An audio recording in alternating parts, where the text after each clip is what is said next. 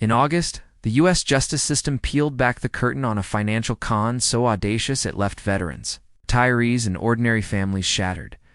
At first glance, it sounded like the safest investment you could imagine. Own water vending machines? Machines placed in grocery stores, airports, and shopping centers.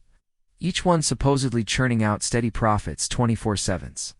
Investors didn't need to hustle or gamble, they just had to sit back, collect checks, and watch their money grow. It was marketed as simple, stable, and even patriotic.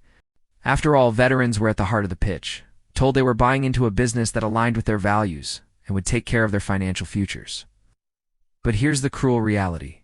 Many of those machines never existed. The money that was supposed to keep them running was siphoned off. The so-called secure bonds tied to the operation were little more than worthless promises on glossy brochures. The mastermind, Ryan Ware, an entrepreneur from Everett, Washington, and the face behind Water Station Management, his pitch was devilishly elegant. He painted a picture of 15,000 machines spread across America, each pouring out reliable, predictable income. For cautious investors, this sounded like gold. Unlike risky stocks or speculative tech startups, vending machines are tangible, something you can see and touch. For veterans often wary of volatile markets, the model seemed tailor-made, where his pitch wasn't just about making money. It was about providing security, a sense of calm after years of uncertainty. But behind the pitch decks, something sinister was brewing. The number of machines was a fraction of what he claimed. Some were sold multiple times over to different investors, others, pure fiction. The payouts that early investors received didn't come from thirsty customers filling their water jugs. They came from new investors' deposits, a Ponzi scheme in its purest form. And Ware didn't just run this on a shoestring, he enjoyed the spoils.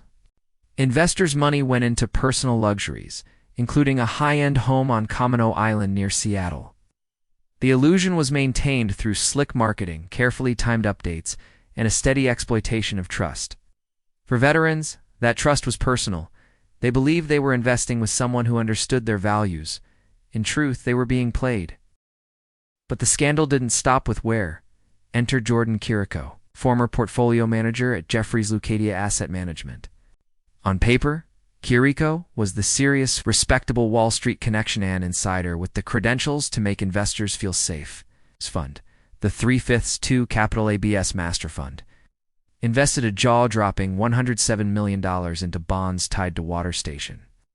These bonds were presented as asset-backed, the kind of low-risk product financial advisors recommend to cautious clients. But investors weren't told the full story. Chirico himself had a $7 million personal stake in Water Station. He wasn't just advising, he was entangled. And worse, he secretly collected referral fees for steering money into the scheme, a glaring conflict of interest. When whispers began that the machines weren't real, that the revenue didn't add up, Chirico didn't warn his clients. He didn't pull back, double down. His priority wasn't protecting investors, it was protecting himself. The scheme unraveled in August 2024. Water Station filed for Chapter 11 bankruptcy, the entire illusion collapsing in a heap. What investors once believed was a safe, patriotic bet revealed itself as empty contracts and worthless promises. The toll was catastrophic. $275 million lost. Veterans stripped of retirement savings. Families left with nothing but legal paperwork. Ordinary Americans forced to confront the devastating reality that their dreams had been sold for someone else's profit. On August 14, 2025, the law struck back. Federal prosecutors in Manhattan charged Ware with securities and wire fraud, accusing him of masterminding the Ponzi structure. Chirico was indicted on securities fraud and investment advisor fraud, for funneling millions into the scheme while hiding his own interests and profiting behind the scenes. The SEC also weighed in, filing civil charges against both men and Water Station itself, seeking industry bans, restitution, and financial penalties.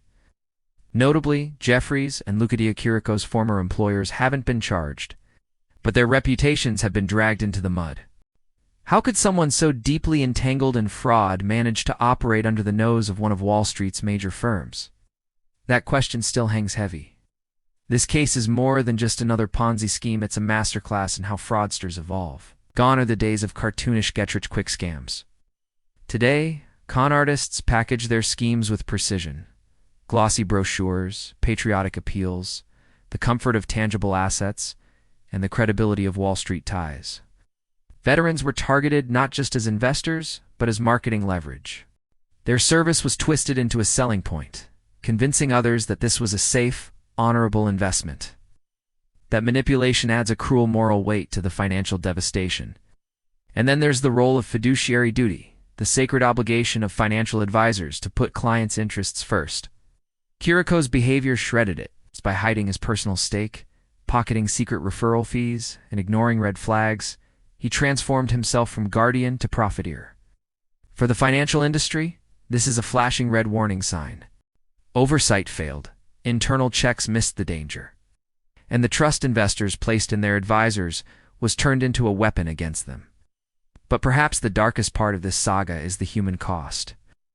For many veterans, losing their savings wasn't just financial light, it was emotional, a betrayal of trust that cut to the core. They thought they were partnering with people who respected their service. Instead, they were treated as easy prey. The pain of losing money is one thing.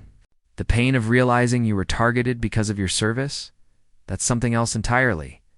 Now, the future of this story rests in the courts, wherein Chirico faced decades behind bars if convicted, not just because of the financial damage, but because of the moral weight of their crimes.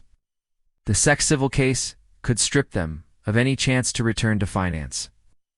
With fines and restitution orders designed to claw back whatever remains, private lawsuits are also on the horizon, though history says victims will recover only a fraction of their losses. The ripple effects will be industry-wide. Asset managers may face tighter conflict of interest rules. Firms may demand physical verification of assets before attaching them to securities. And individual investors will likely carry this lesson forward. Glossy brochures, polished sales pitches, and even Wall Street credentials don't guarantee safety. If anything, they should spark suspicion. The $275 million water vending machine Ponzi will be remembered not just as a massive financial scandal, but as a cautionary tale. Fraud doesn't come with warning labels. It comes disguised as safety, patriotism, and trust. And every time investors forget that, someone is ready to exploit it. The lesson is harsh but simple. Never accept too good to be true. Verify. Question. Don't confuse a friendly face for financial security. Fraudsters will always find new packaging for the same old con. What changes is whether investors choose to see through it. And for anyone who thinks this couldn't happen again, history says otherwise. The players may change, the product may evolve, but the pattern stays the same. Scams thrive on trust, and once that trust is weaponized, the fallout is always catastrophic. The $275 million water station collapse isn't just a story of money lost, it's a wake-up call.